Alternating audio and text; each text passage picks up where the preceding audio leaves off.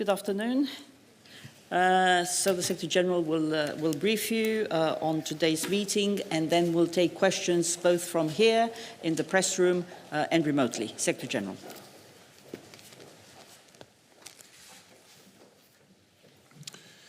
So, good afternoon.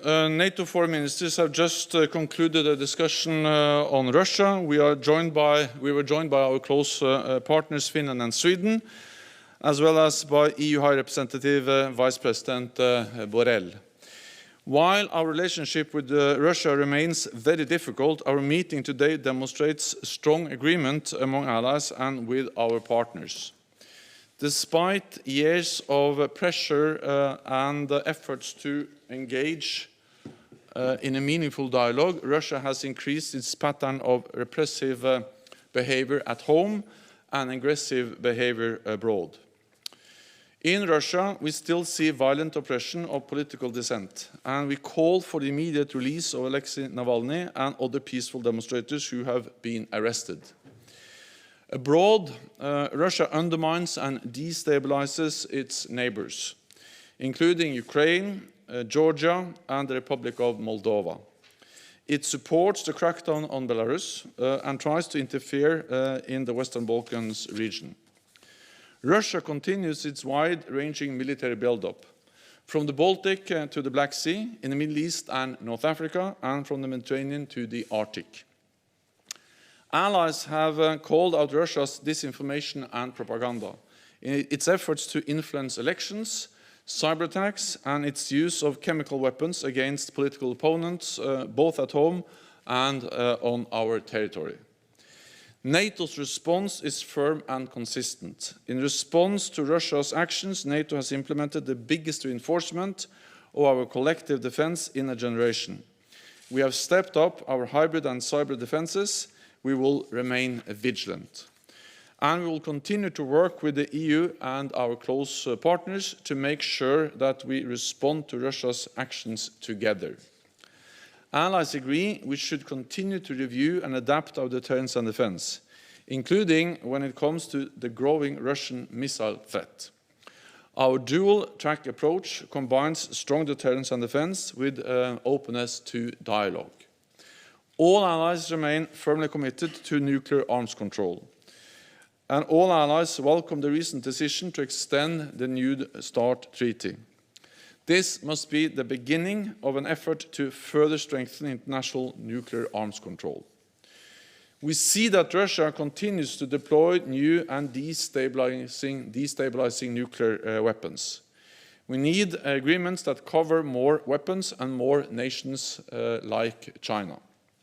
So the arms control regime must take account of new realities.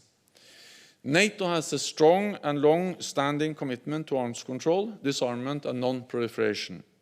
And we remain a unique platform for Europe and North America to consult on the future of arms control, because it helps to preserve peace. And with that, I'm ready to take your questions. And for the first question will be remote, and then we'll come back here to the press room. So the first question will go to Berlin, to Sabine Siebold from Reuters. Thank you. Mr. Secretary General, I have a question regarding the NATO-Russia Council. Could you tell us if you expect to see any meeting of the Council anytime soon, and what would be the conditions for the Council to meet again? Thank you. It was a bit hard to hear the question, but my understanding was that it was about the NATO-Russia Council. The NATO-Russia Council is a platform for dialogue between all countries being part of that, the 30 allies and Russia. And we have been able to convene the Council 10 times since 2016, since summer 2016. But since the summer of 2019, there has been no meetings of the NATO-Russia Council. And that's because Russia has not responded positively to our invitation to convene the NATO-Russia Council. I regret that because I think that dialogue is important, especially when times are difficult as they are now, then it is important that we sit down, discuss also difficult issues. I believe in dialogue with Russia, partly to strive for a better relationship with Russia, but even without any improvement in the relationship between NATO allies and Russia, I believe that at least we have to manage a difficult relationship on transparency, risk reduction, and also addressing arms control. So we will continue to work for dialogue with Russia. We will continue to open and have an invitation to Russia to be part of the meeting, participate in the meeting on the NATO-Russia Council, but of course they have to respond positively to such a meeting to take place. Okay, we will now go up there to Frankfurter Allgemeine Zeitung, Thomas Kutschke, right in the middle there, third row. And the next question will also come from here in the press room. Thanks a lot. Secretary General, I have a question on China. This week, the European Union has taken human rights sanctions for the first time since the Tiananmen massacre in 1989 against China. And these measures have been mirrored by the US, Canada, and the UK. So almost all NATO allies have taken part in that. Of course, it's not been a NATO action. But does NATO have a view on this? That's my first question. And more generally, do you consider China to be a strategic rival, as the EU has put it? Thank you. Also, NATO allies have supported these sanctions in different ways, because many of them are members of the European Union, and then of course other allies have supported sanctions and imposed sanctions, like for instance the United States that has also imposed sanctions. So NATO as an institution has not made a formal decision, but NATO allies support sanctions and have actually implemented sanctions themselves as individual nations or through the European Union. But the important thing is that we need to take into consideration when we now adapt and adapt NATO to a more challenging and difficult security environment, the security implications of the rise of China. We don't regard China as an adversary, but of course the rise of China has direct consequences for our security.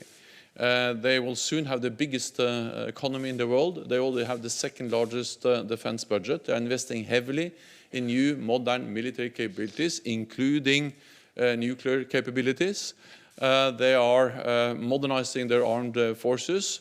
And we also see that China is a country which use coercion against neighbors in the region. We see their behavior in the South China Sea. And perhaps most importantly, China is a country that doesn't share our values. We see that in the way they deal with democratic protests in Hong Kong, how they suppress minorities in their own country, the Uyghurs, and also how they actually try to undermine the international rules-based order. So one of the challenges we face as we now have this forward-looking process with NATO 2030 is how to strengthen and how to work more closely together as allies responding to the rise of China. Okay, then we'll go to Wall Street Journal, Dan Michaels. Thank you very much, Dan Michaels with the Wall Street Journal. Mr. Secretary General, in your discussions on Russia today, did Nord Stream 2 come up? And more broadly, given the very open differences between two of your largest members, do you play a role in negotiating that, and how do you see it from a NATO perspective? Thank you very much. First of all, what I saw today was a very high degree of agreement and unity on how to deal with Russia and how to assess and respond to Russia's aggressive actions in cyberspace, how they violate international law, and the military build-up by Russia, also by deploying new nuclear weapons, including weapons which led to the demise of the INF Treaty. So this was a message of unity, not only between NATO allies, but also NATO allies and our close partners, the European Union and Finland and Sweden. Then you are right that on the issue of Nord Stream 2, there are differences, and there is no reason to hide that, because that is out in the public. There are different views among NATO allies, and then I think that NATO is a platform where we also can address and discuss these issues. And during, I'm not going to the specific sessions, but the issue of Nord Stream 2 has been raised over these 2 days, and I think that when we see different views among allies on issues like Nord Stream 2, I think at least NATO is a platform for bringing those allies together and then to sit down and have discussions about them. Okay, for the next 3 questions, we'll go online again, and we'll start in Finland with Jyrki Karvinen from the Finnish media. Yeah.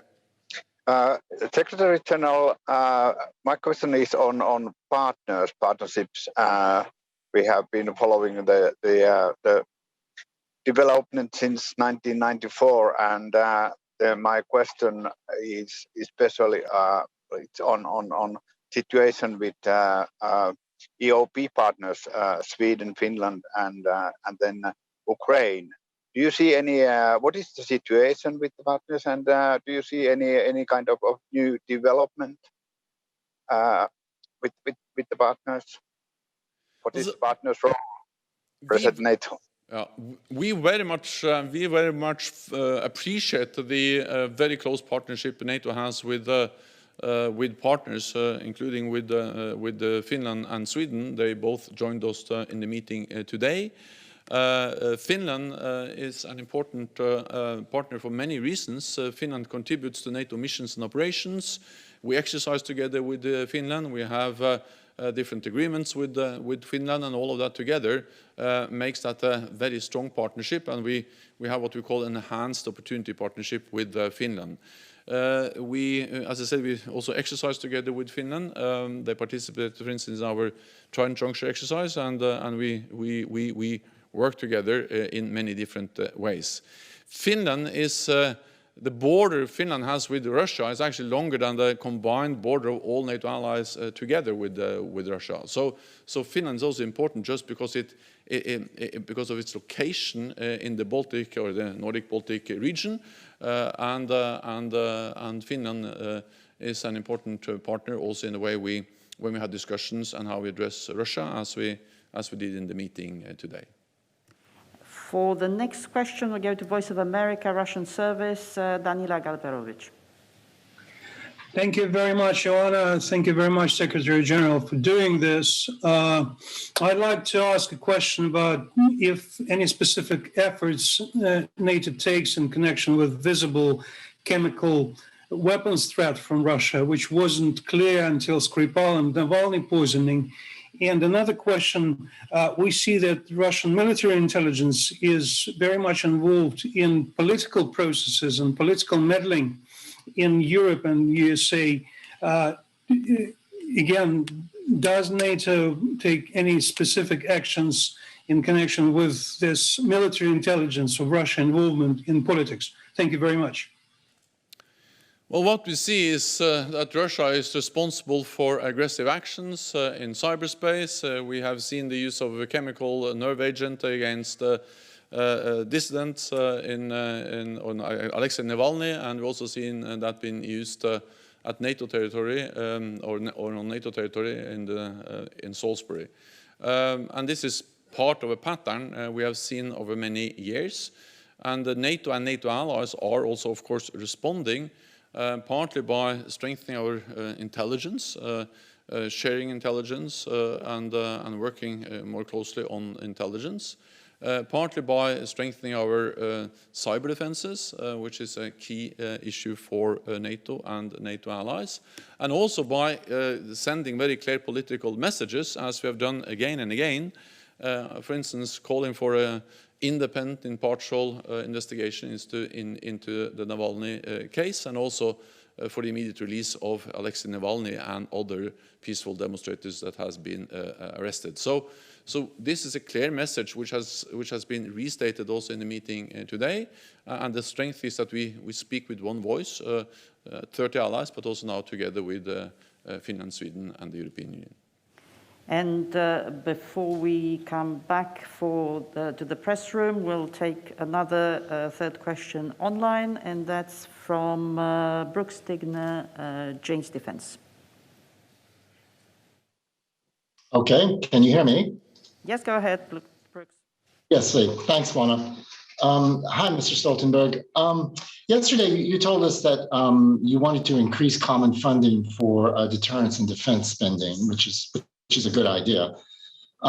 So I wanted to ask you about that, not the amount, because we know that has to still be negotiated, but rather how the money might be spent and the way it would be decided.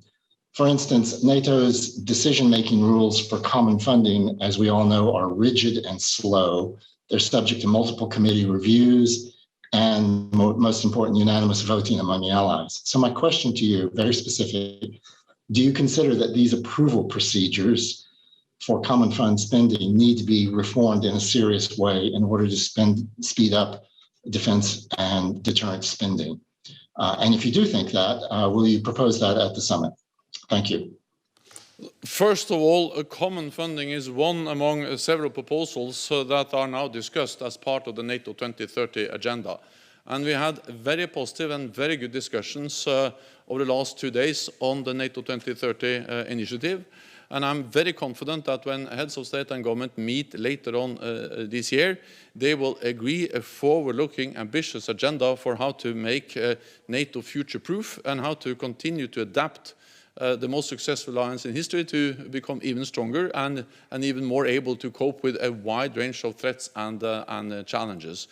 And I'm also confident because when we had a discussion yesterday on NATO 2030, I also sense very broad support for the idea that we need to agree substantive and concrete measures when it comes to, for instance, how to maintain our technological edge, how to make sure that we are responding to the security impact or consequences of climate change, how to make sure that we step up and are more concrete when it comes to resilience, making sure that we have reliable infrastructure, telecommunications, energy grids, and how we can step up and work even more closely with partners, both in our neighborhood but also in the Asia-Pacific, also to address the rise of China, to work with like-minded democracies, to protect the rules-based order, and of course also how to strengthen political consultations within the alliance to strengthen the political dimension.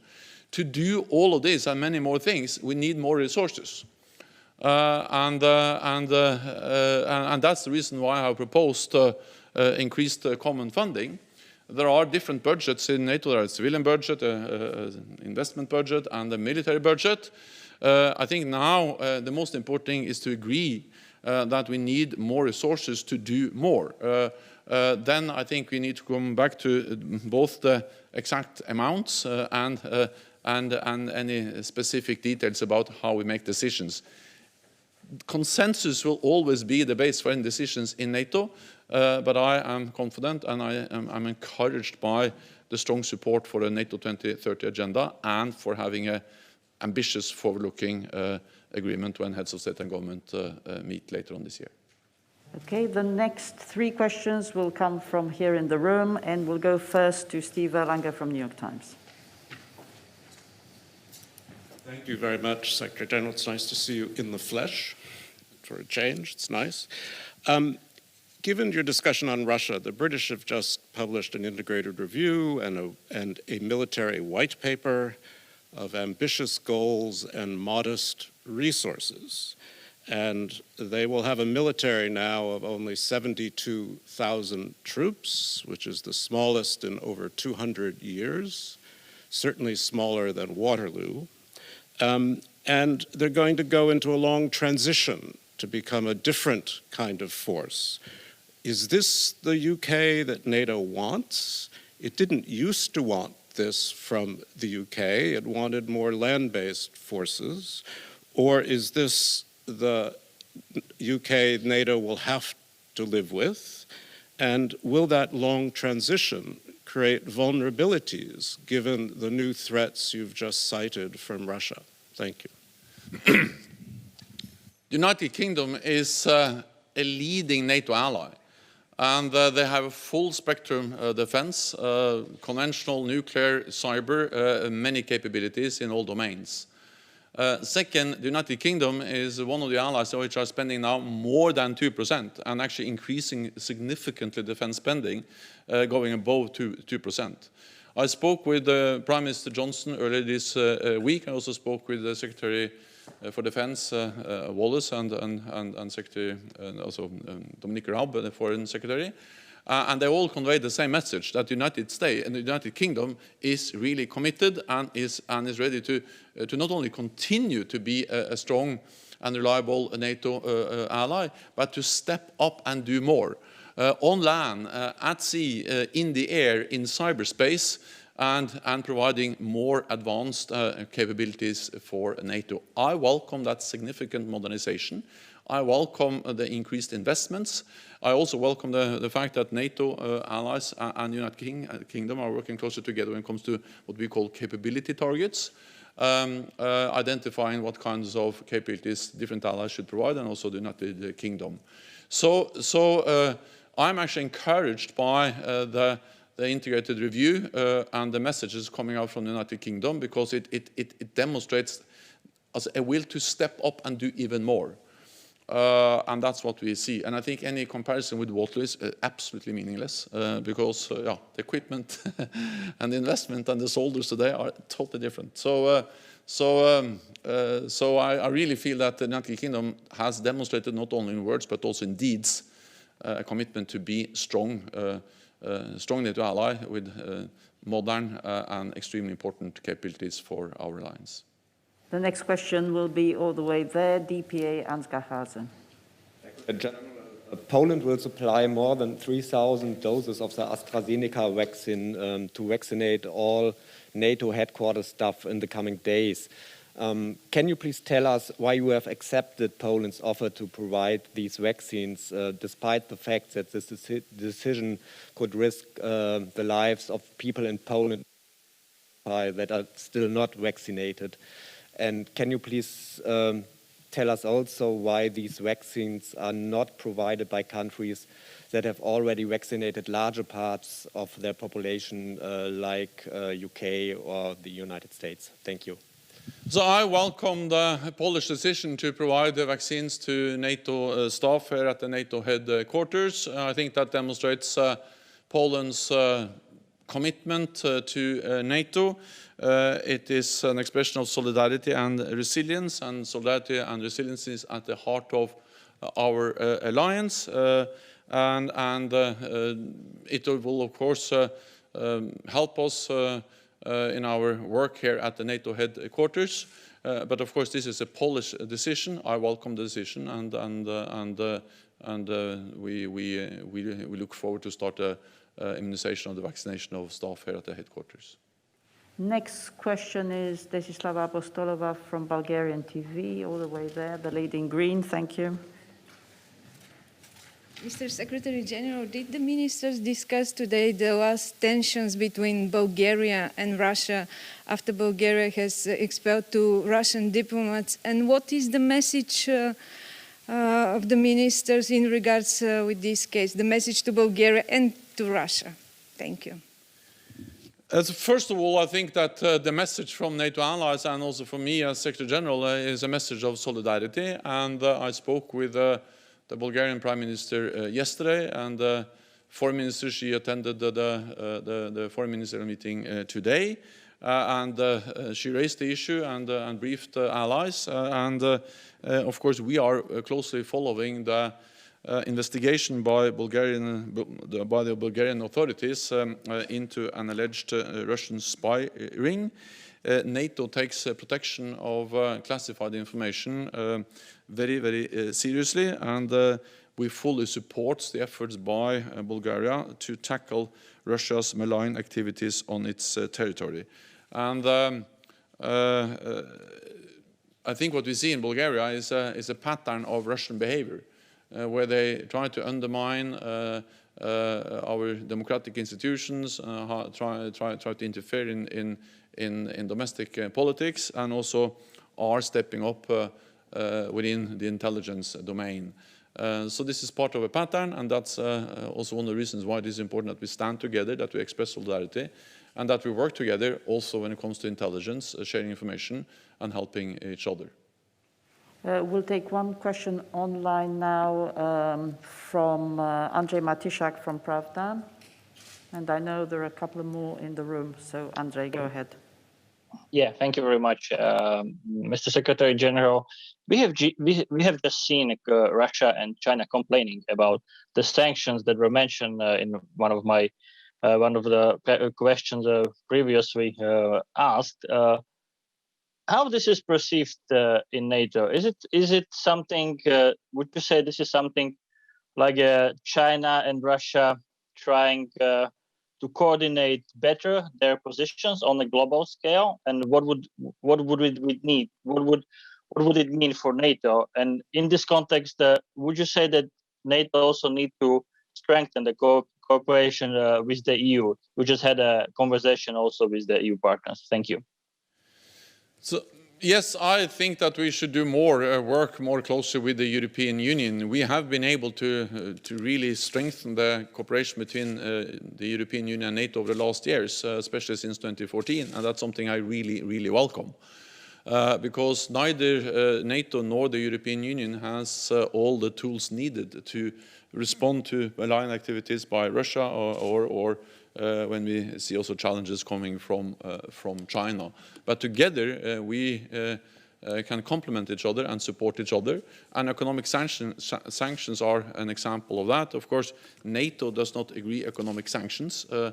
This is something that the EU and NATO allies, like the United States and other allies, do as individual nations. But of course, what NATO does is that we make sure that we are always delivering credible deterrence and defense, which is sending a very clear message to any potential adversary. We are stepping up when it comes to resilience, to technology, cyber defense, and so on. So we are working together, and that has always been important. But in one way, we are now faced with more non-military threats, where we see that it's not only the threat of a classical military attack, which is the only challenge, but cyber, economic, coercion, disinformation, what we always often refer to as hybrid warfare. When we are faced with all these different kinds of threats at the same time, then of course they need to work together and have many tools, political, diplomatic, economic, military, together. That becomes even more important. Again, that's part of the NATO 2030 agenda on resilience, on technology, on partnerships, but also one of the reasons why we also need to continue to strengthen the cooperation with the European Union. I see one hand raised, Mark Olsen from Associated Press. Mr. Secretary General, have you asked the U.S. to show Article 5-like solidarity and export vaccines to its allies? Well, there is a dialogue between allies on vaccines. NATO has not issued any formal request to allies, because this is also for export of vaccines, because this is an issue which is dealt with bilaterally or in discussions, for instance, with the European Union. What I welcome is that what I've seen over all allied countries is that across the whole NATO is that our military armed forces, they are helping and supporting the civilian efforts to cope and deal with the pandemic. United States, Canada, across Europe, we have seen how armed forces have helped to set up military field hospitals, transport equipment, medical personnel, patients, but also help to support the rollout of the vaccine. NATO is coordinating some of these efforts. We have helped to provide support to NATO allies and partners. So our armed forces, NATO, they are helping the civilian efforts in fighting the pandemic. But when it comes to the export and import of vaccines, that's not an issue that has been discussed within the NATO framework. Thank you very much. This concludes this press conference, and hope to see you soon. Stay safe. Thank you.